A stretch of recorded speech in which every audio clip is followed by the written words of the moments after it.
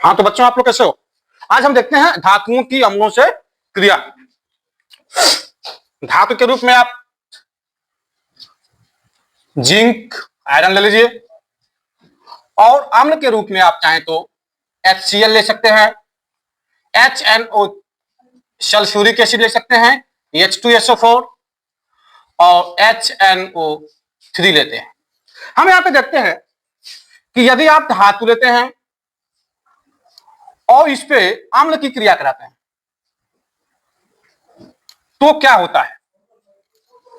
आप यहां पे धातु के रूप में Zn ले लिए, Fe ले लिए, अम्ल के रूप में HCl, H2SO4 ले लिए।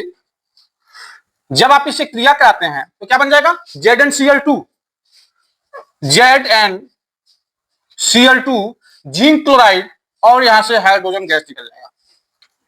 सिमिलरली यहां पे क्या हो जाएगा? फेरस सल्फेट, और यहां से हाइड्रोजन गैस निकल जाएगा। अर्थात धातु मेटल की क्रिया एसिड से कराते हैं तो आपको साल्ट बनता है, लवण प्राप्त होता है और हाइड्रोजन गैस निकलती है। क्या क्या प्राप्त होता है? लवण प्राप्त होता है और हाइड्रोजन गैस निकलती है। ये आपका सामान्य रूल है कि अगर अम्लों की क्रिया धातु से कराते हैं तो लवण प्राप्त होता है और हाइड्रोजन गैस निकलती है। लेकिन बहुत ही इंटरेस्टिंग होता है जब हम ये क्रिया HNO3 से कराते हैं। तो देखिए, हम अगर HNO3 से क्रिया कराते हैं तो क्या बनता है? ये आप Zn ले लिए, जिंक ले लिए, और इसकी अब क्रिया आप HNO3 से करा दीजिए तो बनता है जिंक नाइट्रेट,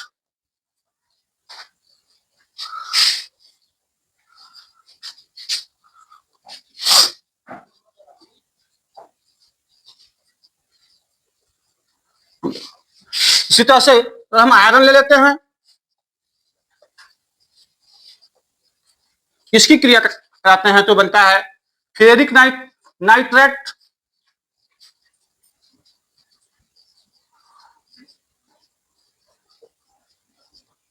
ये आपके सामने दिख रहा है। हमने क्या कहा? अम्ल की क्रिया धातु से कराओगे तो लवण बनेगा और हाइड्रोजन गैस निकलती है। लेकिन जो ही हमने HNO3 लिया, यह भी एक अम्ल है, लेकिन यहाँ पे हमको हाइड्रोजन गैस निकल नहीं रहा है। तो हो क्या रहा है? ये जो हाइड्रोजन है, ये हाइड्रोजन कन्वर्ट होगा किसमें? H2O में। मतलब हाइड्रोजन में ऑक्सीजन का योग हो रहा है। तो जब ऑक्सीजन का योग होता है तो इस प्रक्रिया को क्या कहते हैं? ऑक्सीकरण कहते हैं। क्या कहते हैं? ऑक्सीकरण, ऑक्सीडेशन। अब यहाँ पे ऑक्सीडेशन कौन करा रहा है?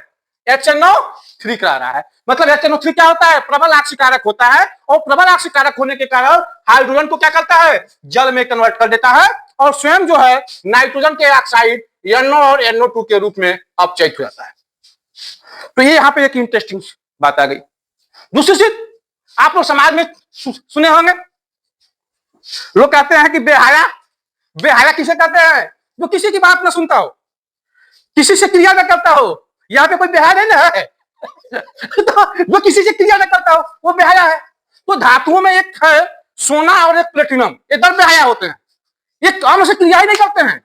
अभी आपने क्या कहा? अम्ल धातु से क्रिया करेगा तो लवण और हाइड्रोजन बनाएगा, थोड़ा सा क्वालिटी बढ़ जाए नाइट्रिक अम्ल का। ये क्या कर दिया? हाइड्रोजन को ऑक्साइड में, जल में ऑक्सीकृत कर दिया। क्यों कर दिया? क्योंकि प्रबल ऑक्सीकारक है। लेकिन सोना और प्लेटिनम अम्ल से क्रिया ही नहीं करते हैं। जब राजतंत्र हुआ करता था, अब तो अपने यहाँ लोकतंत्र है ना, जब राजतंत्र हुआ करता था तो जो समाज के जो बहुत बेहया टाइप के लोग थे, उनको दंडित करने का अधिकार समाज में किसको दिया गया था? राजा को दिया गया था। तो यहाँ पर भी ये जो धातु है, जब किसी से नहीं मानता है तो इसको क्रिया कराने का अधिकार किसको दिया गया? अम्लराज को दिया गया। किसको दिया गया? अम्लराज को दिया गया। अम्लराज, अम्लों का राजा, एक्वेरेजिया। अम्लों का राजा कौन होता है? ये जो अम्लों का राजा होता है HNO3 और HCl का 1:3 का अनुपात होता है।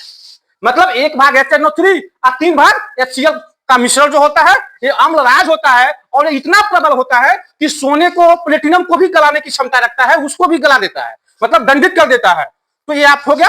इस तरह से आपने देखा मेटल्स की ये सृष्टि क्रिया, इसमें किसी भी प्रकार की कोई सस्पेंस हो, कोई क्वेरी हो तो आप कमेंट में कर सकते हैं, मैं उसका जवाब दे दूंगा। धन्यवाद।